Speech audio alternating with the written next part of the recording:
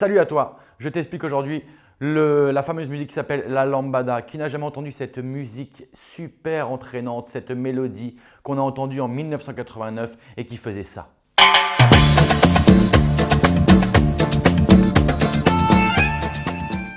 Je vais t'expliquer une histoire. Cette musique-là, elle a fait un succès de ouf en 89.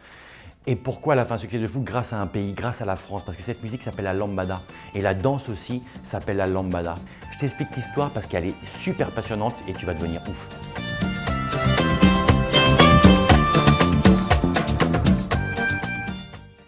La lambada est née en 1980 au Brésil, après la dictature militaire. Les gens, ils veulent faire la fête, ils veulent danser. Et où ils vont après? Ils vont dans le nord du Brésil, sur la plage de Porto Seguro, qui est une plage super connue comme Ibiza aujourd'hui. Ils font la fête toute la nuit dans le zouk guyanais, la voisine du Brésil, et également avec du carimbo, qui est un rythme brésilien de Belém. Et avec ces deux rythmes-là, eh bien, la lambada est née. Ça se répand partout au Brésil, jusqu'au cœur de Rio, de São Paulo, où les écoles de danse se mettent à l'enseigner. Mais comment elle a eu autant de succès en Europe? Dans les années 80, on n'avait pas Internet et les réseaux sociaux, donc beaucoup plus compliqué de faire connaître une musique en dehors de son pays.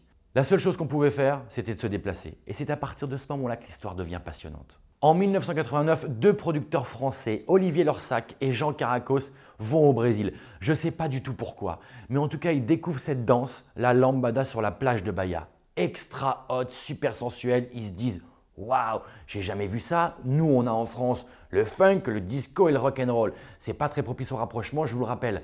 Mais eux, ils découvrent cette danse-là. Ils se disent quel succès on peut avoir en France et la thune qu'on peut engendrer grâce à ça. Mais il leur manque encore un petit truc pour y arriver. La musique. Ils découvrent un titre de 1986 interprété par Marcia Ferreira, Chorando se fue.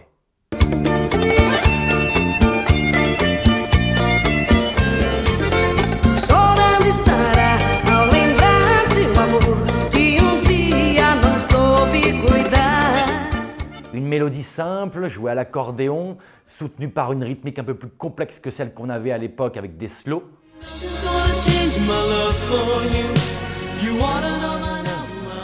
On peut courir sur la plage comme ceci. La pépite était trouvée. Ils pouvaient retourner maintenant en France. De retour en France, Olivier Lorsac se dirige à la SACEM pour déposer les droits d'auteur, mais sans demander l'autorisation à Marcia. Il prend le pseudo Marco d'Oliveira pour éviter de se faire choper. Et ensemble, Olivier et Jean montent un groupe qui s'appelle le groupe Kaoma, composé de plusieurs artistes qui viennent de France, antillais, africains et la chanteuse brésilienne Lola Brás qui vit depuis peu de temps sur Paris. Ils enregistrent la musique dans un studio et maintenant à qui le vendre? Ils proposent à deux labels, CBS et TF1, ils vont dans leur bureau, ils font écouter la musique et direct, sans hésiter, ils signent le contrat.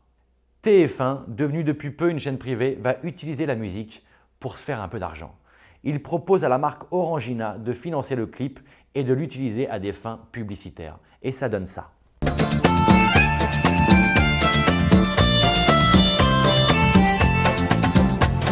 Chorando se foi quem dia só me fez chorar.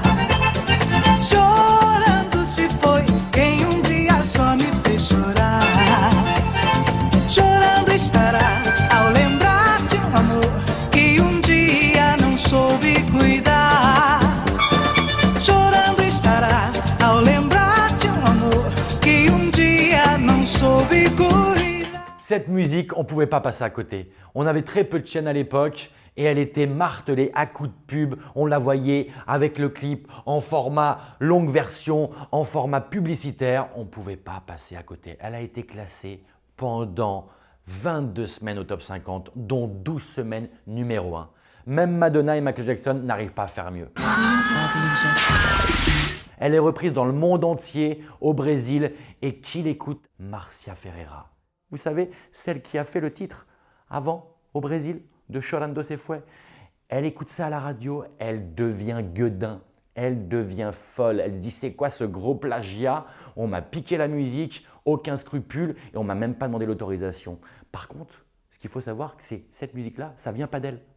Mais non, ça vient d'un autre groupe parce qu'elle-même, en 86, quand elle a créé ce tube, elle a pris ce tube-là à un groupe bolivien qui s'appelait les frères Hermosa, qui avait fait déjà une musique qui s'appelle Llorando se fue. C'était la même mélodie.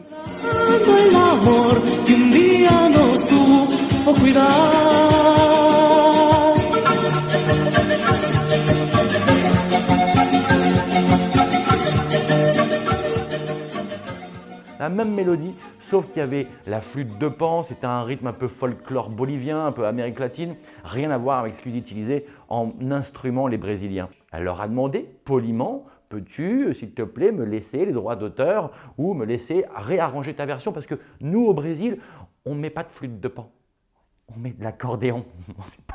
C'est peut-être pas mieux, mais en tout cas, ce n'est pas la flûte de Pan. Elle change la flûte de Pan par l'accordéon, elle met un rythme un peu plus rapide et elle met les paroles en portugais. Donc je vous ai dit que Marcia Ferreira avait appelé les frères Hermosa. Les frères Hermosa, sachant ça, appellent leur boîte de prod, EMI Records, et EMI Records appelle ses avocats. C'est parti pour le procès du siècle.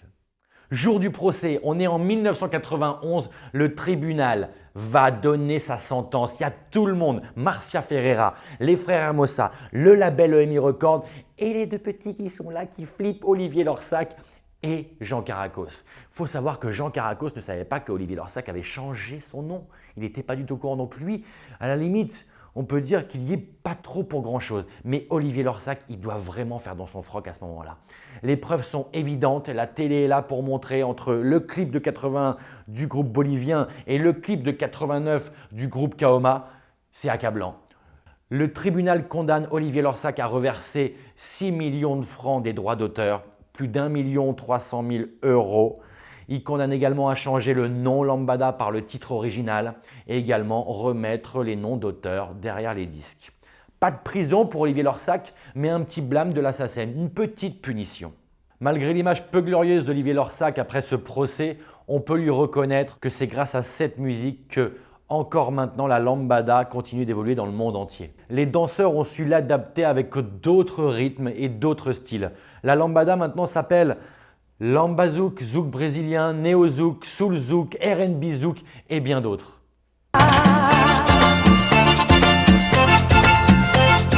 Et cette mélodie entraînante qui t'amène à danser toute la journée, toute la nuit, tu l'as dans la tête, t'en peux plus, même ton âme, elle kiffe. Juste pour te dire la super puissance que cette mélodie a, que même maintenant, des chanteurs très connus l'utilisent. Voilà, j'espère que l'histoire t'a plu. Je te fais un petit mix de toutes les nombreuses interprétations du titre qui ont pu exister depuis sa création. En attendant, je te remercie, Monsieur Lorsac. Sans toi, c'était moins marrant. Keep dancing, les amis. Ah oui, et abonne-toi à ma chaîne. Ou pas. Tu m'en veux, hein, tu m'en veux.